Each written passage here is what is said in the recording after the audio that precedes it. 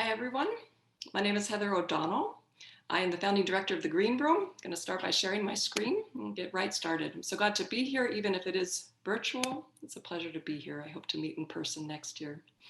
So, the Green Room is a center for artistically oriented support for the psychosocial and physical health of performing artists. We opened in Cologne, Germany in the fall of 2020 to assist performers struggling with crisis or difficulties in their careers. The center offers a comprehensive program for addressing artists' health needs through an array of biopsychosocial offerings provided by highly qualified health practitioners who additionally are active or former performing artists, musicians, dancers, actors. Here are several of our lecturers, teachers, and counselors. The center provides individualized, resource-based, client-centered, low or no-cost support with the intention of developing clients' skills and providing a protective forum for working through challenging professional issues. The Green Room's mission lies in developing and disseminating an array of non-medical interventions intended to assist artists with injury, illness prevention, psychosocial and physical health maintenance and development, and career re-entry or restructuring following moments of professional destabilization or crisis. As you can see here, our program design is informed by the biopsychosocial model. So I'm going to race through all of our course offerings. If you're interested, please visit our website to get more information. On the more somatic side, we have injury prevention workshops for musicians. We have Pilates workshops, autogenic training, yoga, Qigong. When we get more towards somatic psychological offerings, Feldenkrais, Alexander, mindfulness meditation, composing in movement, Feldenkrais and body mind centering. So now going towards the psychological, social offerings, individual counseling, psychotherapeutic resilience training, career transition workshops, career coaching, practicing lab. We have an open stage where performers come together once a week to practice performing. And last but not least, a Takitina workshop, which is rhythm therapy. So I'm gonna get off the slides because I don't believe I need slides to talk with you for the rest of the talk. So here I am back. I'd like to talk through 5 themes, 5 areas. The first one is funding. Of course, it's a big topic, unfortunately. I'll start there. The center was founded as a not-for-profit social enterprise. This status enables us to apply for public funding as well as for support through private foundations. We have received some grant funding so far, but I have noticed an inherent difficulty in the structure of our organization in locating sources of financial support through established grants, foundations, and public money. We often fall through the cracks because our organization is in the middle. We're not really a cultural organization, we're not an educational institution, and we're not really a social support organization. So existing funding sources have not yet proven to be forthcoming as a reliable resource for us yet. And in order to remain true to our mission to offer low or no cost services to artists, we cannot rely on course fees for paying our operational costs. The operational costs of our center can't be carried on the backs of our artist clients, of course. So what has worked? Partnerships. We're in the process of developing collaborations with established cultural institutions in our state of North Rhine-Westphalia. These are orchestra academies, music ensembles, for example. And we apply in tandem with these organizations for funding that would enable artists to participate in our programs free of charge. Second source of funding is what I call out-of-the-box funding sources. COVID has mostly been very disruptive. We opened our doors in October. We had a nice month of courses and workshops, and then we had to promptly shut all group courses down from November to June. The lockdown was really just lifted in Germany in early June. But COVID has enabled us to receive funding for offering some pilot programs like an online career transition workshop and a workshop called Performance Awareness, which can be offered at no or very minimal cost to participants because of this COVID-related support. We also share our space with partner institutions. This takes the burden of covering our operational costs off of course fees and enables us to use our course fees generated exclusively for teacher payment.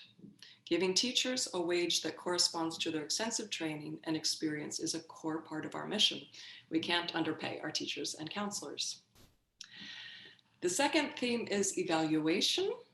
I did have more ambitious goals for this presentation, which have, of course, like everything else, been derailed by COVID because I was hoping to have some data from a preliminary qualitative independent evaluation of our programs conducted by an organizational psychologist. And as of yet, there hasn't been enough material generated to justify or support this kind of evaluation. So it has been pushed back to the fall or winter of next year. It's important to us to evaluate the effectiveness of our programs in supporting artists in aspects like quality of life, degree of performance anxiety, susceptibility to burnout.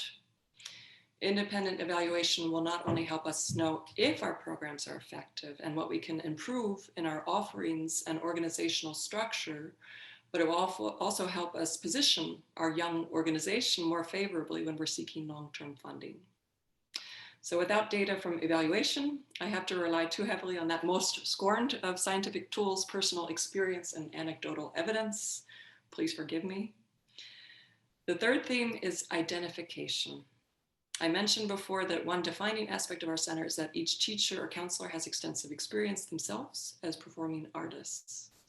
Why is this important? In a qualitative study I conducted last summer exploring musicians' resilience in the context of the first wave of COVID, an interesting and persistent finding emerged. Many musicians expressed that it was impossible for non-musicians to truly understand what they were going through.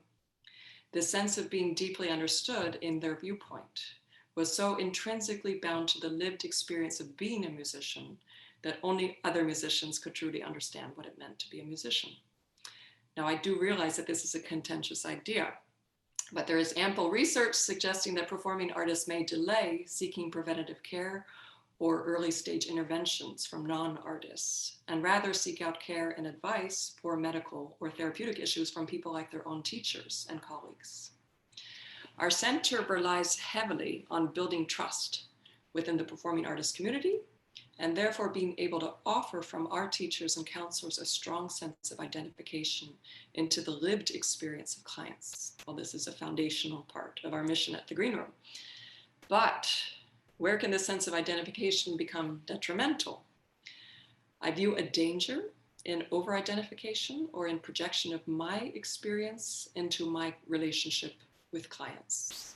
Existential psychologist Rollo May, who provided a critical evaluation of Carl Rogers' client-centered therapy, had this to say about the danger of over-identification.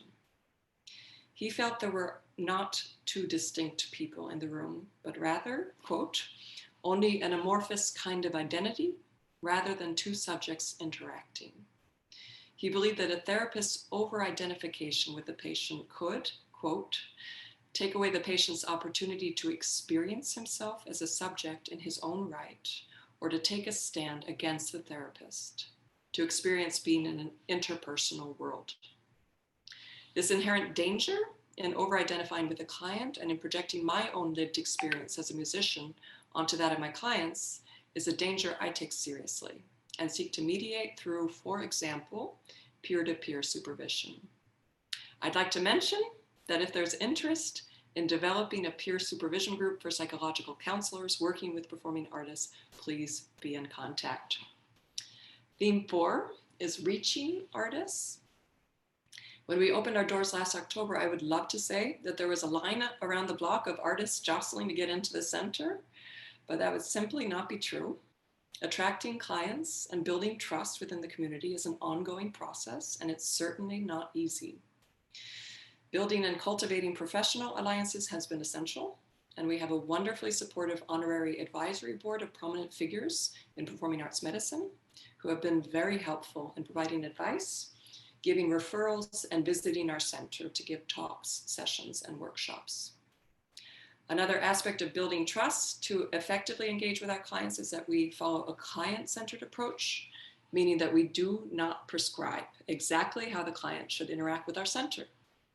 If they come in seeking preventative somatic care, like a Feldenkrais class. They might be further interested in psychological counseling or career counseling, but we respect the autonomy of our clients in determining what aspects of our program are most relevant and useful for them. The last theme I'd like to explore today is being a private institution in Germany.